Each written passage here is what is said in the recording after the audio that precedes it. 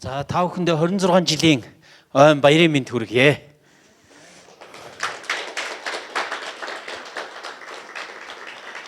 Өнгөрсөн Монголд сайн мэдээд харсан 30 жилд Бурхан Библийн сургалтын төв UBTC гэдэг нэртэй энийг гайхалтай үйлчлэлийг эхлүүлээд одоо 26 жил болсон байна.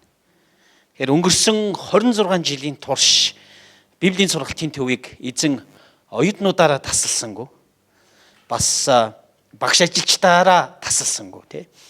Өдөртөх зөвлөлөөр хангаж ирлээ. Тэгээд зогсохгүй гишүүн чуулгануудаар хамтран ажиллаж байгаа, дэмжиж байгаа байгууллагуудаар эзэн хангасаар ирлээ.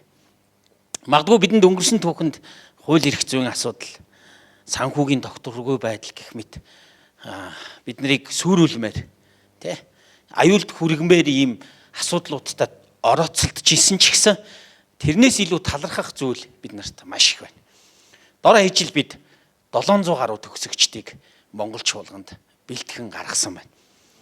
Тийм ээ 25 жилийнхаа ойг тэмдэглээд бид нар дахиад 1 жил өнгөрлөө.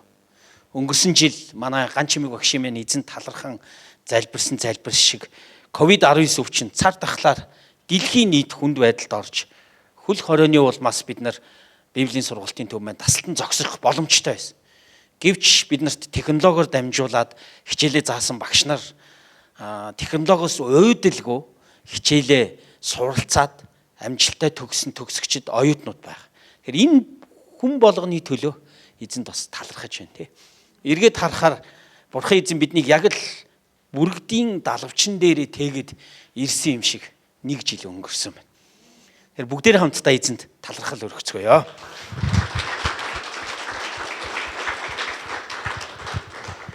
Хамтдаа энэ үйл явдал донд дахиад нэг удаа үндсээ бидний үндэс суурьа эргээд саана. Тэгэхээр энэ үндэс суурь маань юу вэ гэвэл ер нь Библийн сургалтын төв яагаад оршиж байгаа вэ? Энэ асуултыг бүгдээрээ бодъё. Яагаад бид нар энэ ажлыг хийж байгаа вэ? Яагаад бид нар энд сурж байгаа вэ? Яагаад бид нар энд сууж байгаа вэ? Хамтдаа бодцгоё. Хамтдаа эргцүүлцгээе. Эзний үг болох 19 Үлс 19 дугаар бүлгийн 8-аас 10 дугаар ишлэлийг харж бүгдээрээ дахиад нэг бодцгоё. Би эндээс та бүхэнд уншия. Үлс 19 8-аас 10 дугаар ишлэл. Тэрээр синагогт орж 3 сарын турш зоригтой ярин Бурхны хаанчлалын тухай сургамжлан ятглаа. Харин зарим нь зөрүүдлэн эсэргүүцэж цугласан олны өмнө энэхүү замыг муучлж байв. Тэр тэднийг орхиж дагалдагчдыг тусгаарлаад Турааны сургууль дээр өдөр бүр сургамжлах болжээ. Ингэснээр Азад суурьсан бүх Юудэ грекүүд 2 жил өнгөрөхөд эзний үгийг сонсцоожээ. Энэ бол эзний үг. Теологийн боловсрал Монгол чуулганд теологийн боловсрал хэрэгтэй.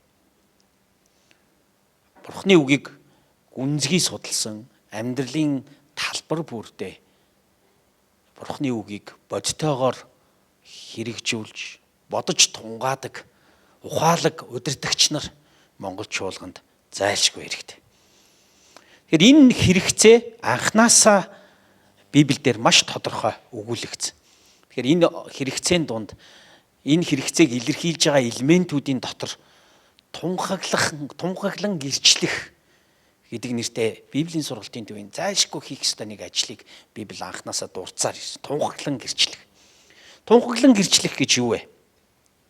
Тэгэхээр үн удаан жил хүмүүсийн дунд ажиллаа хийж байгаа Бурхны нэгүслийг Христийн ард түмэн цаг хугацааны туршид тунхаглаж гэрчилсээр ирсэн. Бурхны нэгүслийг. Тэгэхээр энэ Бурхны нэгүслийг Авраамийн үед Авраам гэрчилж өөрөө Бурхны ерөөлийн сувг болж исэн. Канааны ард түмэн дунд. Тэрнээс Авраамийн үр удам Израильчууд Канааны ард түмэн дунд Бурхны нэгүслийг гэрчилсээр ерөөлийн сувг болсоор заримдаа алдаж, заримдаа онож гэрчилсээр ирсэн. Эзэн Есүсийн үед энэ гэрчлэл бүр илүү их төгс төгөлдөр болсон. Түүний амьдрал, түүний үхэл, түүний амьлалт нь энэ гэрчлэлийн юр бусын гайхамшигтай суурь болж өгөө зогсохгүй. Энэ нь бүх хариу үндэстнүүдийг энэ авралт багтаах үүдийг, хаалгыг өргөн дийлгэр нээж өгсөн. Үүний үр дүнд бид нар өнөөдөр энд сууж эзэн Есүс Христийн амьдрал, үхэл, амьлалын үр дүнд Монгол хэмээх хариу үндэстэн Бурхны хаанчлалын ерөөлийн сувг болох зам нь нэгц. Тэгээ зогсохгүй эзэн Есүс өргөгдөхийг өмнөхөн дагалдагчдаа өнөөдөр бид нарт өргөгдөхийнхээ өмнө сайн мэдээг гэрчлэхийг дахин нэг удаа сануулдаг.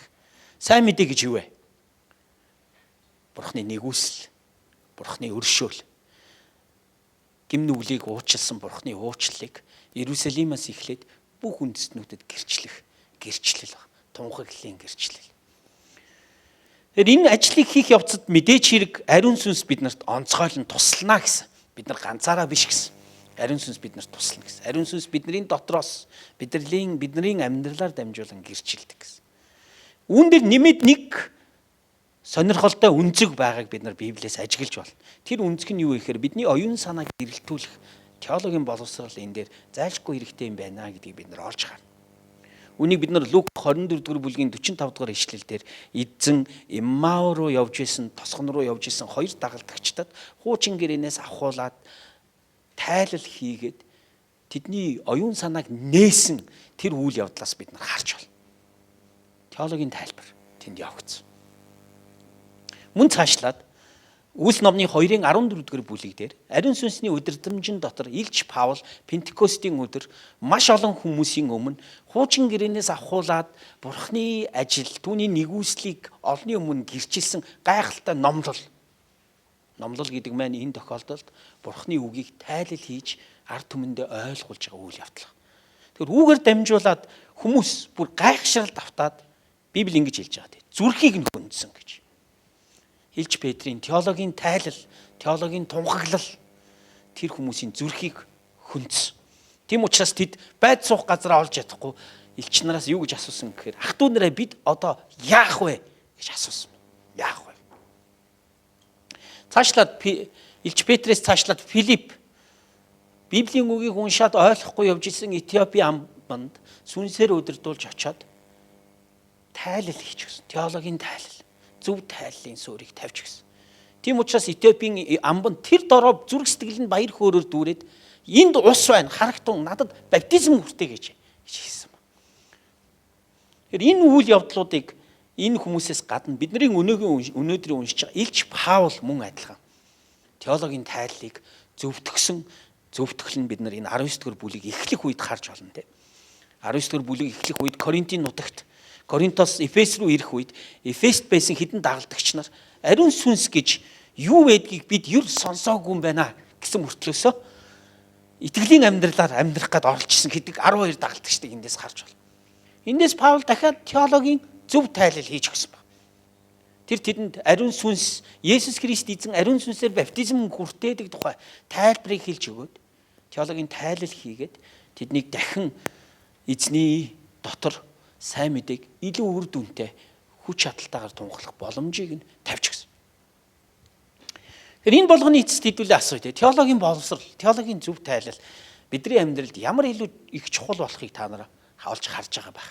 Магадгүй та нар аль хэдийн ойлгоод Библийн сургалтын төв гэх энэ 3 жилийн амьдрал донд орж ирсэн баг. Хэдүүлээ дахиад нэг үндсээ саний те. Энэ ямар чухал зүйл вэ? Өнөөдөр бидний ишлэл дээр энэ чухалчилсан зүйлсүүдээс өнөөдөр бидний уншиж байгаа ишлэлээр харах юм бол эдгээр ишлийн хам сэдвэнтэй бид нар дөнгөж харлаа тийм. Залруулж теологийн хувьд залруулж ятгах чагийг бид нар бас харж болох боломжтой. Дөнгөж өмнөх 18 дугаар бүлгийг харуул Апол нэртэй номлогч үгийг маш сайн номлодог. Гэхдээ тэр бас теологийн нэг жоохон алдаа байсныг нь Паултай хамтран үйлчилж исэн Акула, Прискила хоёр олж хараад тэр дунд тэр байдгаа Прискила тийм эмэгтэй хүү.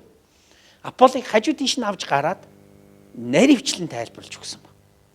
Тэр энэ дээр бид нар юу олж харах вэ гэвэл үгийн үйлчлэлийг хийдэг мишнер тийм эсвэл хүн биш чуулган дотор хамтран үйлчилдэг, дэмжин үйлчилдэг хүмүүс ч гэсэн теологийн боловсралтай байгаа зогсохгүй түүгээрээ номлогчдыг залруулж байгааг бид нар энэ хэсгээс олж харах боломжтой.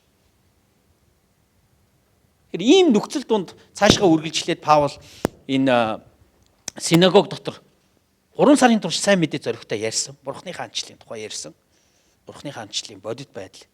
Израиль хэрхэн сэргэх вэ? Дэлхий хэрхэн аврагдах вэ? Есүсийн сургаал элч нарын үйлсүүдээр дамжуулан Есүсийн амьдрал үхэл амьдлаар хэрхэн бодиттой болсон бэ? Үүний үр дүнд Израилийн Месая дэлхийн аврагч болсон бөгөөд удахгүй дахин ирээд өөрийн хаанчлалдаа өөрийг нь хүлээж авсан хүмүүсийг өөрийн хаанчлалтаа, өөрийн дагалдагчдыг өөрийн хаанчлалтаа оруулна гэдэг энэ үннийг синагогт Паул 3 сарын турш ярьсан. Тэгэхээр энэ их үргэлжилсэн. Энэ үгийн үйл үгийн онцлогийг харуул энэ үйл явдал байнга үргэлжилсэн байгаа. Доромжлол, эсэргүүцэл байнга үргэлжилсэн. Тэгэхээр энэ үргэлжилсэн дунд үйлчилж байгаад эцэст нь дагалдагчдыг аваад илж Паул тусдаа гарсан тухай ярьж байгаа тийм. Тэд Паул тэднийг орхиж дагалдагчдыг тусгаарлаад Тураны сургууль дээр өдөр бүр сургамжлах болжээ гэж. Тэгэхээр эндээс school гэдэг англи үгийн skole гэдэг грек үг гарч ирж байгаа. Тураны skole гэж. Тэгэхээр зарим тохиолдолд энийг тэнхэм гэж орчуулдаг. Зарим тохиолдолд үүнийг зүгээр Тураны тэнхэм гэдэг нэртэй ерөнхий газрын байршил байсан байна гэж тодорхойлдог. Тэгээ эсвэл бол магадгүй зарим нь нэгэнтээ синагогт Паул зааж исэн учраас Тураны сургууль гэдэг синагогтой адилхан Туран гэдэг хүний хичээлээ заадаг танхим байсан байна гэж зарим хүн ярьдаг. Тэгээ тэр газар руу аваачаад Паул хүмүүсийг хэрэг хугацаатай сургамжилсан гэж энэ Библиэлд гарч байгаа байлээ. 2 жил тасралтгүй. Ямар ч саад доторгүй тасралтгүй 2 жил заасан ба. Бид Паулыг мэднэ те маш их сайн сургагдсан раби өөрөө. Хичээлийн хөтөлбөрөө ч гэсэн сайн боловсруулдаг. Тэгээ зогсохгүй бид нар загтлуудыг нь харах юм бол маш их логиктэй загтлуудаа бичдэг. Тэгэхээр бичсэн загтлуудаас харах юм бол мань хүн маш их туршлагатай, маш их олон теологийн мэдлэгийг, теологийн зөв үнцгүүдийг маш олон үнцгүүдийг гаргаж ирж тавьсныг нь харж байна. 2000 жилийн турш судалсан эрдэмтэд Паулээс загалмайн теологийг Паул гаргаж ирсэн гэж ярьж байгаа. Загалмайн теолог. Есүс Христийн үхэл, амьллын нууцыг Паул үн эртнээс нуугдсан байсан Бурхны нууцыг өөрт нь илчилж харь үндэстнүүдэд үүнийг мэдүүлэх ёстойг Паул ойлгосон. Энэ болгоныг Паул энэ 2 жил сургаж явах үедээ энэ их туршлагыг олж авсан байна. Магадгүй тэр Даан гэдэг нэртэй эрдэмтий ингэж хэлсэн байна. Тэр бичвэрийн маш олон зүйлсийг exegesis гэж тайлбарласан маш том сургалтын хөтөлбөрийг энэ 2 жилийн дотор дуусгасан байна. Есүсийн уламжлалыг бичсэн олон бичээсүүдийг судалж, Паул цагтлаа бичсэн маш олон онцгой сэдвүүдийг энэ үед хүмүүстэй хэлэлцэж, ярилцаж, зааж, суралцаж, сургаж ойлгосон баг. Цагтлуудаас нь бид нар үүнийг харж болдог. Яагаад тэгэхээр түүний цагтлууд зүгээр л нэг сууж агаад хаа хамаагүй сараатсан зүйлс бус. Аль хэдийн ярилцаж, хэлэлцэж, сургаж, өдөр хоногуудын дунд боловсрсан бодит теолог, практик, үйл ажиллагааны үр дүн байсан гэж энэ эрдэмтэн товч дүгнсэн. Энэ товчоор хэлэх юм бол энэ 2 жил Паул Библийн сургууль явуулсан байна. Эфесийн дагалдагчдын дунд. Үүнийгээ Паул дахин нэг удаа дурдсан. Үйлс номны 20 дугаар бүлгийн 31 дугаар ишлэлдэр Паул ингэж хэлсэн. Иймээс 3 жилийн турш өдөр шөнөгүй хүн бүрийг нулимс унган тасралтгүй синхруулж байсныг та нар санаарай гэж хэлсэн ба. Энд дээр 3 жил гэж хэлсэн. Тэгэхээр Паул магадгүй синагогт байсан 3 сараа цаашаа үргэлжилсэн 2 жилээ бүгдийг нь оруулаад 3 жил гэж үзсэн ба. Тэгэхээр энэ маань бидний амьдралд ямар хамаатай юм бэ гэж. Библийн сургалтын төв. Тэгээ өнөөдрийн бидний амьдрал ямар хамаатай юм бэ гэж. Бид Паулаас жишээ авдаг. Багш нар, ажилчид бид нар Паулаас жишээ авдаг. Яг Паулын хийж байсан шиг өдөр шөнөгүй хүн бүрийг нулимс унган тасралтгүй синхруулж байсныг бид нар багш нар бид нар Паул багшаас үлгэр дуурайл авдаг. Энэ үйл явдлыг онцгойлоод ач холбогдол нь дуусахгүй баг. Паулын энэ үйл явдлыг. Яг л Библийн сургалтын төвийн хугацаа шиг. Энэ хугацаа ямар чухал, ямар эрхэм болох юм. Тэр үүний үр дүнд юу болсныг бид нар энэ хугацааны үр дүнгээс харж байна. Үүний үр дүнд Үйлс номны 19 дугаар бүлгийн 20 дугаар ишлэлдэр нэг товчлол байна. Тэд түүнийг удаан хугацаагаар байхыг биш эндээс би өөр ишлэл уншиж нуучлаарай. Ийм эзний үг үлэмж хүчтэйгээр тархан бэхцээр байлаа гэж хэлсэн байна. Эзний үг үлэмж хүчтэйгээр тархаж. Энд дээр Эфесийн чуулган ч гэсэн маш их хүчрхэгдсэн үүний үр дүнд. Бэхжсэн тухай ярьж байгаа. Чуулганууд бэхжсэн тухай ярьж байгаа. Үлэмж хүчтэйгээр тархаж бэхжсэн. Хоёрдугаарх нь 10 дугаар ишлэлийг бүгдээрээ харъя. Үүний үр дүнд юу болсныг 10 дугаар ишлэл маш тодорхой өгүүлж байгаа. Ингэснээр Азад суурьсан бүх Юудэ грекүүд 2 жил өнгөрөхөд эзний үгийг сонсцоожээ гэж Лук дүгнэн өгүүлсэн. 2 жилийн дараа дотор. Өөрөөр хэлбэл сайн мэдээ төгсөн ба. Сайн мэдээ төгсөн. Аз даяар төгсөн ба энэ Эфесийн 2 жилийн үр дүнд. Өнгөрсөн 25 жилийн Библийн сургалтын төв явуулсны үр дүнд сайн мэдээ Монголд даяар төгсөө. 9 сарын эхний 7 хоногт би амралтаа аваад дорнд очихдоо манай Библийн сургуулийн төвсөгч гандлага пастортай уулзсан. Гандлага пастрын хувьд бол гайхалтай авьяаст дагалдуултыг. 2-3 залуу манай хүнийг дагаа явж байгааг харж байгаа. Байнга дагаж явж байгаа. Тэгээ биднийг дагаж яваад гандлага пастрыг дагаж яваад зогсохгүй бид нар ингээл гараа сунгууд юм гүүж ирээл авчраал ингээл бүр ингээл тийм хэмжээний дагалдуулт ингээ явж байгаа хгүй тэнд.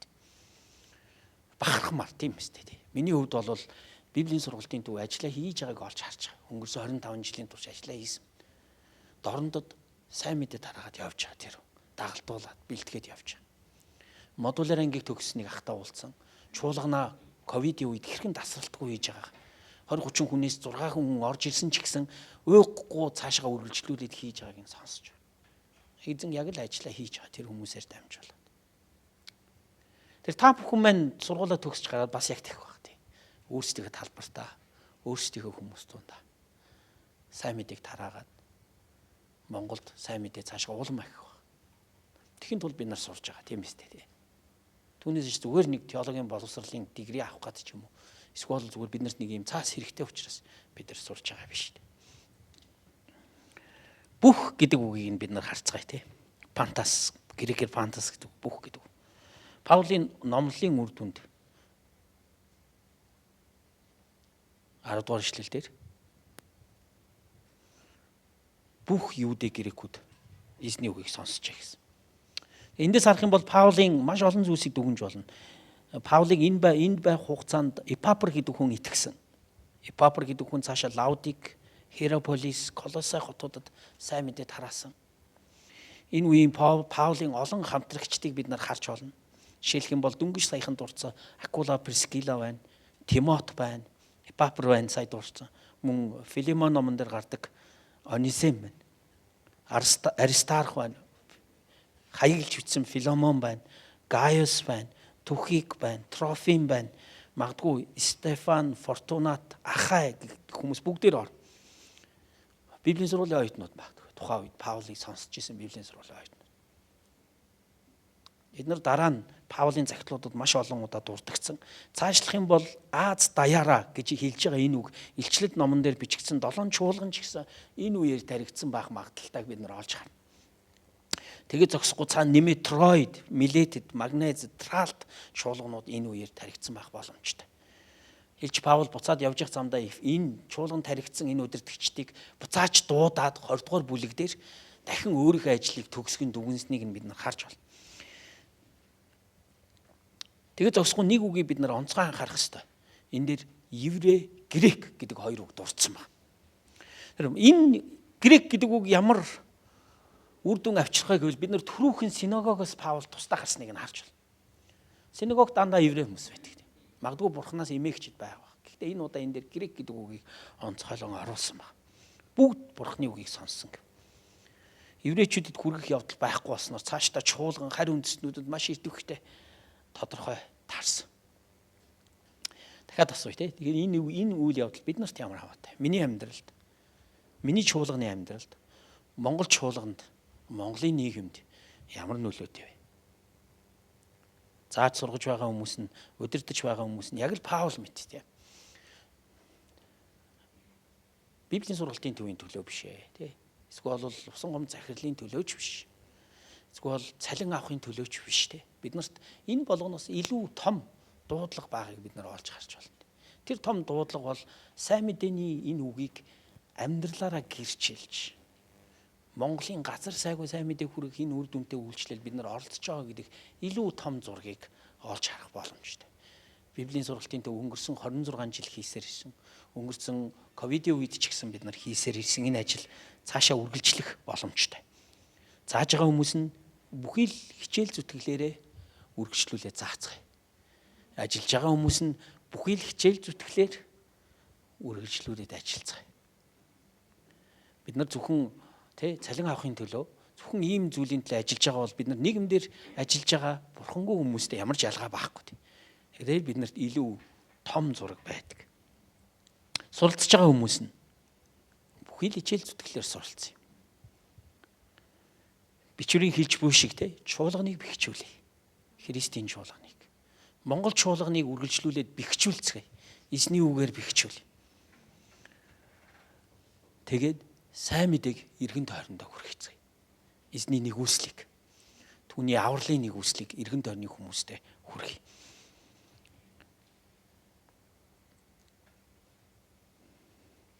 Энэ бүхнийг харахаар та нар удахгүй төгсөд ямар гайхалтай ажлуудыг хийх вэ гэхэд миний зүрх сэтгэл үнэхээр баясаж байна. Эзэнт талархаж байна. Энэ олон жилийн үр дүнд энэ багш нарын хичээл зүтгэлийн үр дүнд Монгол чуулган улам илүү их бэхжиж, Монгол чуулган сайн мэдээг хүрээгүй сум хотуудад улам илүү их тарна гэдгийг харахтаа эзэнт талархаж байна. Та бүхэндээ дахин 26 жилийн баярын мэндийг хүргье.